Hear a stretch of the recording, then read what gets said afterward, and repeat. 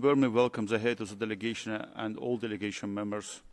I would like to express my deep respect to Madame Corinne Dettermeijer for her significant contribution to the development of legal analysis and her judicial experience as a high-level expert. Your Excellencies, Netherlands has accepted the both of UN conventions on statelessness and has a stateless determination procedure in place since October 2023. The procedure does not automatically grant residence to those recognized as stateless and who were residing irregularly in the Netherlands. Throughout an additional procedure, it will be assessed if a stateless individual is able to return to his or her country of habitual residence before residence permit granted. The definition of stateless person in Dutch law narrowed than in 1954 convention. At the same time, the law contains some protections and safeguards against arbitrary detention. Immigration detention is used in practice, and stateless people without a right of residence are at risk of detention. Children born to unmarried Dutch fathers or a foreign mother are also disadvantaged. And there are different procedures of the acceptance to the documentations and the registration as a residence rights are the same.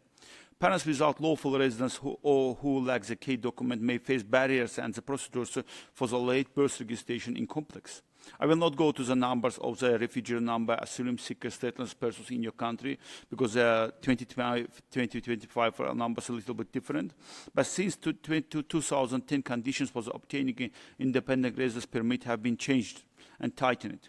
Family relationships, heightened protection risk, particularly women experience to a risk of domestic violence. Many points opened, especially, for example, we have during the last years cases on the Afghan women, especially, and girls, which are restricted to get the residential rights, and because of the I don't know, is it right or not, but we got the information is that that they didn't dress as a Western way of domestic tasks in the households, but it's information which coming to us, especially from the NGOs and international agencies. Government plan to criminalize undocumented migrants. I'm sure that not, but please clarify this information. I will not go directly to the different points because limited of time.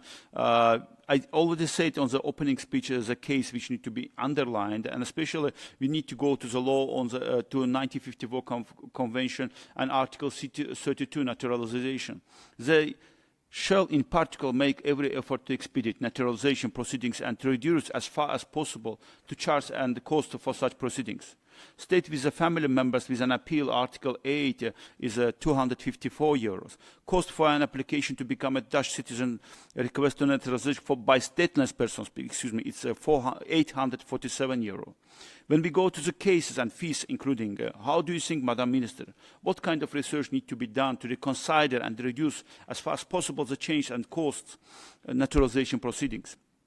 We underline the stateless women and family members. Please provide data on women and children naturalized and provide with documents 2024-2025. What steps is the state party taking to ensure that family reunification between the anapatrids, stateless persons and asylum seekers? And one more question. Please provide data on unknown nationality and document persons, because we have data which come in 2022, 2017, it's very big numbers. Now I know that it's less, much more less, but how government resolves such kind of issues on the point? And what about the Caribbean islands, especially naturalization and acceptance to the citizens? Is it the same line on the legal background as the practice underlined? Thank you very much.